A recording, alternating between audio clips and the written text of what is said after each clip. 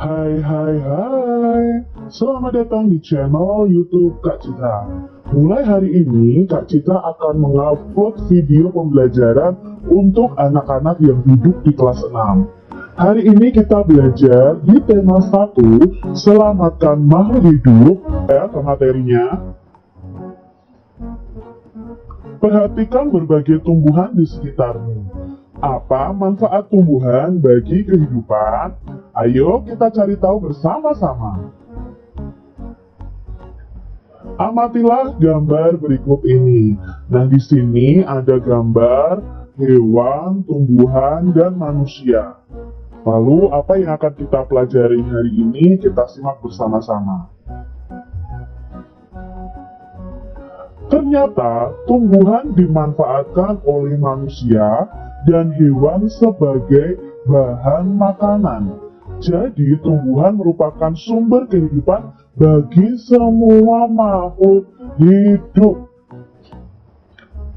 Hewan dan manusia memperoleh manfaat dari tumbuhan, adik-adik. Manfaat tumbuhan bagi manusia antara lain untuk sumber energi, untuk sumber vitamin, ya, agar tubuh kita menjadi sehat. Sumber oksigen untuk bernafas, karena tumbuhan sendiri penghasil oksigen. Pengikat air tanah, jadi tumbuhan atau pohon itu mengikat air tanah yang bisa kita gunakan untuk kebutuhan kita sehari-hari. Peneduh dan memperindang kehidupan di bumi. Jadi kalau ada banyak tumbuhan, ada banyak pohon, otomatis rasa udara di sekitar kita itu terasanya sangat sejuk. Manfaat tumbuhan bagi hewan yaitu sebagai sumber energi bagi hewan, sebagai sumber makanan untuk hewan. Tumbuhan merupakan sumber bagi kehidupan manusia dan hewan. Tumbuhan adalah produsen, penghasil cadangan makanan, dan sumber oksigen untuk bernapas dan melindungi bumi dari sengatan sinar matahari. Jadi, kalian sudah belajar tentang fotosintesis, di mana tumbuhan itu menghasilkan oksigen. Beberapa hal yang akan terjadi jika tidak ada tumbuhan adalah manusia dan hewan tidak memiliki sumber makanan dan bumi akan gersang sehingga kehidupan akan berakhir. Nah, setelah mengetahui manfaat tumbuhan bagi kehidupan, Edo ingin belajar lebih jauh mengenai perkembangbiakan tumbuhan. Cermati kisah Edo berikut ini. Liburan sekolah telah tiba. Edo mengunjungi pamannya di desa. Dia seorang petani jagung. Edo datang ke rumah pamannya tidak untuk berlibur saja. Edo juga ingin belajar. Ibu guru memberikan tugas selama liburan. Ibu guru ingin anak-anak memberikan laporan tentang satu hal yang menarik dan bermanfaat yang dilihat selama liburan. Edo tentang tanaman jagung. Bagaimana jagung berkembang biak? Nah, kita lihat dari gambarnya, jagung itu berkembang biak dari bijinya, ya. Jagung merupakan salah satu tanaman yang dijadikan makanan pokok di berbagai negara, salah satunya di Indonesia. Nah, penduduk Pulau Madura itu menjadikan jagung sebagai makanan pokoknya. Jagung merupakan salah satu tanaman penghasil karbohidrat yang sangat diperlukan oleh tubuh kita. Seorang petani jagung memulai pembiakan tanaman dengan menanam biji jagung. Setelah 3 hari atau 4 hari, maka akan muncul bakal tanaman di permukaan tanah. Tanaman jagung akan terus tumbuh dan menjadi besar. 3 hingga 3,5 bulan, buah jagung dapat dipanen oleh petani. Nah, buah jagung yang berbentuk seperti tongkol pada mulanya itu berupa sekuntum bunga. Jadi awal muasalnya itu dari bunga lalu berkembang menjadi buah jagung. Bunga jagung memiliki helai-helai rambut halus pada bagian ujungnya. Pada helai rambut tersebut terdapat tepung sari. Tepung sari akan terbawa angin ketika angin bertiup. Tepung sari yang terbawa angin sebagian akan jatuh di kepala putih yang terletak di bagian bawah bunga pada pohon jagung yang lain. Ketika itulah terjadi pembuahan antara kepala putih dan tepung sari. Setelah terjadi pembuahan, maka bunga jagung itu akan terus berkembang hingga menjadi buah adik-adik. Ya, perkembangan itulah diamati dari waktu ke waktu. Buah jagung akan siap dipanen ketika rambut jagungnya itu berwarna kecoklatan dan bagian tongkolnya sudah mengering. Apabila buah jagung tersebut dikupas, akan memperlihatkan biji jagung yang kekuningan. Bagian yang dimakan manusia itu adalah biji jagungnya. Supaya jagung selalu tersedia sebagai bahan makanan, maka petani jagung harus menanam kembali sebagian biji jagung dari hasil panennya. Jadi dari hasil panennya itu ada sebagian ditanam lagi, ada sebagian dikonsumsi dan dijual adik-adik. Biji jagung yang tua dapat ditanam kembali. Dari sinilah akan dimulai lagi perkembangbiakan jagung. Nah, untuk tumbuhan itu berkembang biak dengan penyerbukan. Tadi bertemunya kepala putih dan benang sari itu menjadikan adanya buah jagung. Jadi jagungnya berkembang. Laporan ini diciptakan oleh Kak Nuni. Tulislah ide pokok dan informasi dari teks yang berjudul bagaimana jagung berkembang biak tadi dengan mengisi diagram berikut. Nah, kita akan belajar ide pokok dari setiap paragraf tadi. Nah, paragraf 1 itu ide pokoknya jagung itu adalah salah satu makanan pokok di Indonesia. Paragraf 2 itu bercerita tentang bagaimana perkembangbiakan jagung dengan biji. Lalu paragraf 3 itu menjelaskan tentang bunga jagung. Paragraf keempat itu menjelaskan tentang perkembangan bunga jagung sampai menjadi buah jagungnya.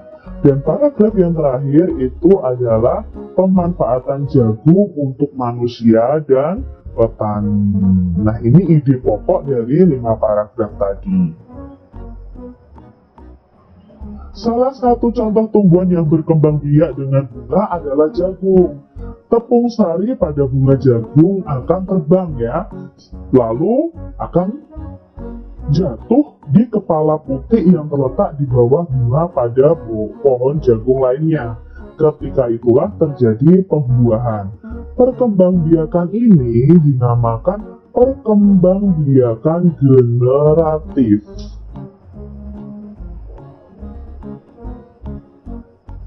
Tahukah kamu proses perkembangbiakan generatif? Nah, ini adalah bagian-bagian dari bunga. Ada mahkota, ada benang sari, ada kelopak, dasar bunga, tangkai bunga, bakal biji, dan lain sebagainya. Nah, kita akan mencari tahu proses perkembangbiakan generatif. Perkembangbiakan generatif atau secara kawin terjadi melalui proses penyerbukan dan pembuahan.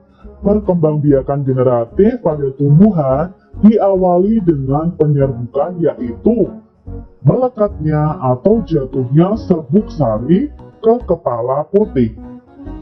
Setelah terjadi penyerbukan pada serbuk sari, tumbuh bulu serbuk sari yang akan menuju ke ruang bakal biji. Nah, di sini adalah ruang bakal biji. Kemudian, serbuk sari akan masuk ke ruang bakal biji melalui bulu serbuk sari. Di dalam ruang bakal biji terjadi pembuahan, yaitu peleburan antara serbuk sari. Serbuk sari itu sel kelamin jantan atau spermatozoid dengan kepala putik atau sel kelamin betina atau sel telur. Hasil dari pembuahan adalah zigot. Jadi hasil dari pembuahan kepala putik dan benang sari itu adalah zigot. Nah, zigot ini berkembang menjadi lembaga. Lembaga berkembang menjadi bakal biji. Nah, bakal biji berkembang menjadi biji dan bakal buah. Kemudian bakal buah akan berkembang menjadi daging buah. Maka itu terbentuklah buah adik-adik. Jadi prosesnya ternyata lama juga ya adik-adik ya, melalui beberapa proses. Lembaga yang berada di dalam biji merupakan calon tumbuhan baru. Tumbuhan yang berkembang biak secara generatif antara lain padi, mangga, durian, dan jambu. Nah, ini adalah perkembangbiakan generatif. Bunga yang indah bukan hanya tumbuh di Indonesia. Indonesia itu terkenal dengan bunga bangkai ya, bunga bangkai, ada bunga anggrek bulan, ada bunga melati putih. Nah, negara-negara lain di sekitar Indonesia itu juga memiliki bunga yang cantik. Karena kondisi geografisnya hampir sama, bunga yang tumbuh juga tidak jauh berbeda. Bunga kembang sepatu itu juga tumbuh di Indonesia dan Malaysia. Bunga ini dapat digunakan sebagai pewarna. Di Malaysia, bunga kembang sepatu ini dinamakan bunga raya dan merupakan bunga nasional. Perhatikan bunga Kamboja pada gambar di samping. Bunga ini sering digunakan oleh masyarakat Bali untuk tari, lalu untuk kegiatan keagamaan. Nah, dor campa atau bunga Kamboja dapat ditemukan di Indonesia dan Laos. Ini menganggotakan negara-negara di kawasan Asia Tenggara. Negara ini bersatu karena tadi ada persamaan letak geografis dan kemiripan budaya. Pada tahun 1967, ASEAN berdiri atas dasar Deklarasi Bangkok. Saat itu, tokoh-tokoh dari 5 negara yang terlibat dalam diskusi menjadi pencetus. Ada Tun Abdul Razak dari Malaysia, ada S. Rajaratnam dari Singapura, dan ada Tanak Koman dari Thailand. Ini adalah pencetus berdirinya ASEAN. ASEAN harus dapat memberikan manfaat bagi semua anggotanya. Untuk itu, berbagai kerjasama dilakukan untuk memajukan kesejahteraan semua anggota atau semua negara yang tergabung dalam ASEAN ini. Manfaat yang dirasakan oleh anggota ASEAN membuat semakin banyak negara yang kemudian bergabung dengan organisasi ini. Nah, urutan dari bergabungnya negara-negara anggota ASEAN adalah sebagai berikut. Awalnya ada 5 negara, yaitu Indonesia, Malaysia, Thailand, Singapura, Filipina, yang bergabung pada tanggal 8 Agustus 1967 atau pada tanggal berdirinya ASEAN. Lalu berikutnya diikuti oleh Brunei Darussalam yang bergabung pada tanggal 7 Januari 1984. Lalu negara berikutnya yang bergabung adalah Vietnam pada tahun 1995. Laos dan Myanmar itu bareng nih bergabungnya bersama-sama, yaitu di tahun 1997. Yang berikutnya adalah negara Kamboja yang bergabung pada tahun 1999. Masyarakat negara-negara ASEAN memiliki kehidupan sosial budaya yang unik. Nah, kita mau belajar kebudayaan dan sosial yang unik dari masing-masing negara ASEAN. Yang pertama adalah Brunei Darussalam. Nah, Brunei Darussalam ini mempunyai satu kampung namanya Kampung Ayer. Nah, Kampung Ayer ini adalah kampung terapung ya, salah satu desa terapung di Brunei Darussalam. Budaya Brunei Darussalam itu banyak dipengaruhi oleh ajaran Islam. Mayoritas penduduknya adalah orang Melayu. Kata Brunei itu berasal dari kata nah baru yang diucapkan oleh Awang Ala Betatar, penemu negara ini. Jadi nama penemunya adalah Awang Ala Betatar. Kata Darussalam berarti tempat yang damai atau rumah keamanan. Itu arti dari Brunei Darussalam. Dalam percakapan, menunjuk dengan jari telunjuk itu dianggap kasar kalau di Brunei Darussalam adik-adik.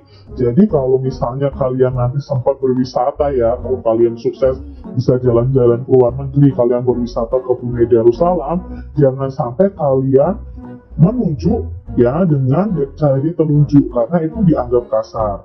Secara tradisional, orang Brunei tidak berjabat tangan dengan lawan jenisnya. Dan ketika mereka memasuki rumah orang lain, kebiasaan mereka adalah melepaskan sepatu. Itu adalah keunikan dari Brunei Darussalam. Negara ASEAN yang kedua yaitu Malaysia. Nah, Malaysia ini terkenal dengan patung dewa Murungga. Nah ini ya, Murungga ini patung yang sangat tinggi sekali berukuran 42,7 meter. Patung ini terletak di Batu Caves, gua yang merupakan salah satu kuil Hindu di luar India yang paling populer. Jadi ini adalah patung dewa Murungga. Malaysia memiliki kota yang bernama Georgetown, yaitu kota yang terdaftar dalam UNESCO. Kota ini terletak di Pulau Penang. Nah ini banyak gedung peninggalan masa Eropa dan bangunan yang bernuansa Melayu dan Tionghoa. 3 kaum utama di Malaysia ada Melayu, Cina, dan India. Musik tradisionalnya itu banyak dipengaruhi oleh budaya Cina, Islam, India, dan Indonesia. Makanan khasnya adalah nasi lemak. Negara ASEAN berikutnya adalah Filipina. Nah, ini adalah gambar bendera dari Filipina. Budaya Filipina merupakan perpaduan antara budaya Barat dan Timur. Nah, budayanya itu dipengaruhi oleh budaya Melayu, Cina, dan Spanyol. Bahasa Filipina adalah bahasa nasional dengan bahasa Inggris sebagai bahasa pengantar untuk urusan perdagangan dan pergaulan. Nah, di sini ada macam-macam dialek utama untuk masyarakat Filipina, tapi yang terkenal itu adalah Tagalog ya, itu yang terkenal. Lalu di sini ada Po dan Opo adalah sebutan orang Filipina terhadap orang yang lebih tua. Mereka memanggil dengan menggunakan kata-kata seperti kuya, ate, manong, dan manang yang menunjukkan rasa penghormatan kepada orang lain. Jabat tangan adalah bentuk salam yang sering dijumpai di masyarakat Filipina. Tarian Tinikling merupakan tarian masyarakat Filipina. Tarian ini menceritakan tentang burung tinikling yang berjalan melompat menghindari perangkap bambu petani padi. Nah, ini adalah contoh gambar dari tari tinikling. Negara ASEAN berikutnya adalah Kamboja. Nah, ini gambar bendera Kamboja. Banyak candi di Kamboja terbuat dari batu. Dewa-dewa dari agama Hindu dan Buddha terukir pada tembok-temboknya. Tari Apsara lahir pada 2000 tahun lalu. Relief tarian banyak ditemukan di bangunan-bangunan keagamaan di Kamboja. Nah, orang Khmer ya mengenakan syal kotak-kotak yang disebut krama. Nah ini ya, Biasanya mereka menggunakan syal kotak-kotak, lalu mengenakan bandu Buddha pada kalungnya. Itu tujuannya untuk menjaga dari roh jahat dan membawa keberuntungan. Makanan terkenal Kamboja adalah cha yang berarti tumisan. Negara berikutnya adalah Myanmar. Myanmar ini disebut negara 1000 pagoda karena di sana banyak sekali pagodanya adik-adik. Hal ini disebabkan karena sangat banyaknya ditemukan kuil-kuil suci Buddha. Jadi mayoritas penduduk Myanmar adalah keturunan orang Tibet. Bahasa yang digunakan adalah bahasa Burma. Pakaian tradisional Myanmar disebut longyi, mirip sarung Indonesia. Namun kain ini membelit bagian tubuh mereka mulai dari perut hingga betis.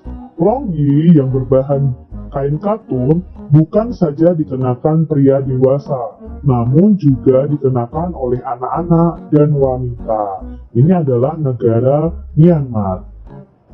Keunikan negara berikutnya adalah Vietnam. Permainan menangkap jangkrik dengan mata tertutup adalah permainan tradisional anak Vietnam. Anak yang berada di tengah lingkaran matanya ditutup kain, menangkap salah satu teman dan menebak namanya. Ini adalah permainan menangkap jangkrik dengan mata tertutup.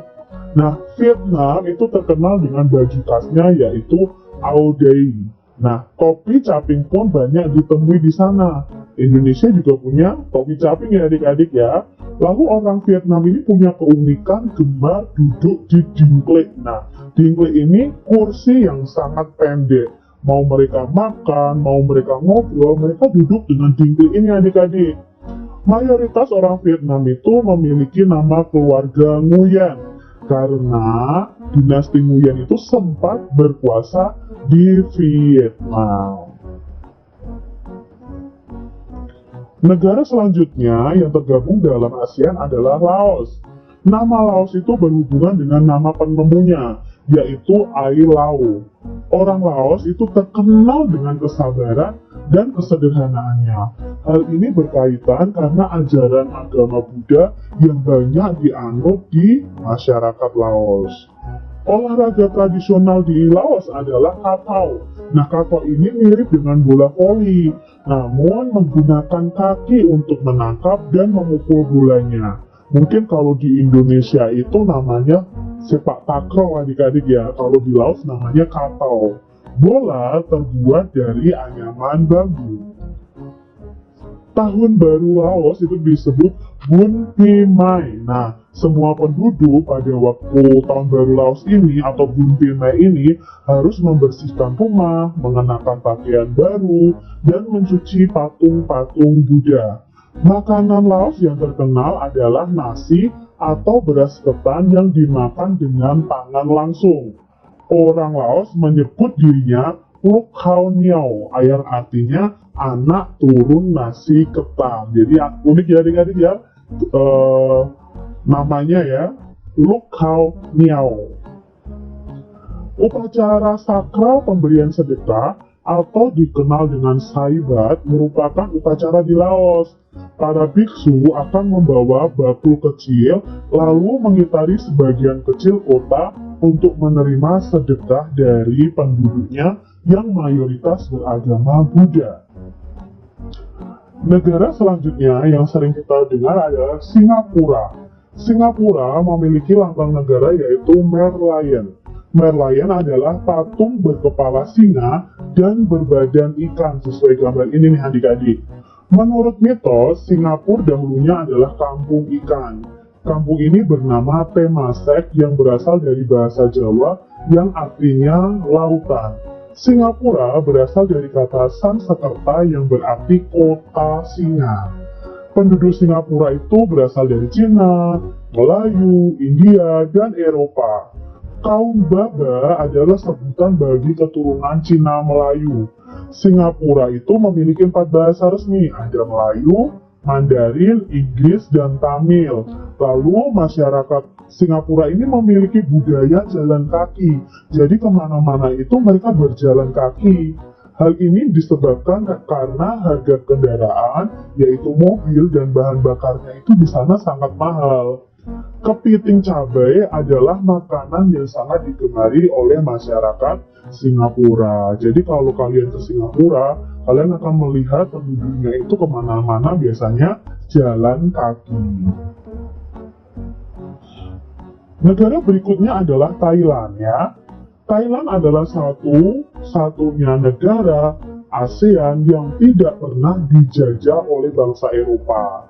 Thailand dalam bahasa Thai artinya Prathet Thai, yang artinya tanah kebebasan. Jadi sejak tahun 1800 Thailand berubah nama, antara lain Siam dari bahasa Sanskerta yang artinya gelap atau coklat, dan Thailand. Ramakien adalah cerita nasional dari Thailand. Thailand yang mempengaruhi kehidupan di masyarakatnya. Di Thailand, kepala adalah bagian tubuh yang paling dihormati. Jadi, kepala kita itu adalah bagian tubuh yang paling dihormati oleh orang Thailand. Tidak ada orang yang akan berani menyentuh kepala kita. Bahkan kepala anak-anak juga tidak boleh. Sebagian dari orang mereka percaya bahwa ketika menyentuh kepala itu sebagai penghinaan. Lalu bagian kaki itu dianggap bagian yang paling hina karena dipakai sebagai alat untuk menapak di tanah. Oleh sebab itu, kaki tidak boleh dihadapkan ke patung suci atau orang lain. Nah, Indonesia dan Thailand itu memiliki tradisi yang sama, yaitu minum teh. Kalau di Indonesia, minum tehnya itu diseduh di sebuah poci ya, tempat namanya poci, maka disebut teh poci. Tapi kalau di Thailand, teh itu disajikan dengan susu dan rempah-rempah. Itu disebut dengan Thai iced tea atau Thai tea ya sekarang ya, yang sedang terkenal dan disajikan dingin. Itu tadi keunikan budaya Thailand. Bagaimana dengan kehidupan dan budaya Indonesia? Kalian pasti tahu adik-adik, karena kita tinggal di Indonesia, kalian punya informasi tentang kehidupan dan budaya Indonesia.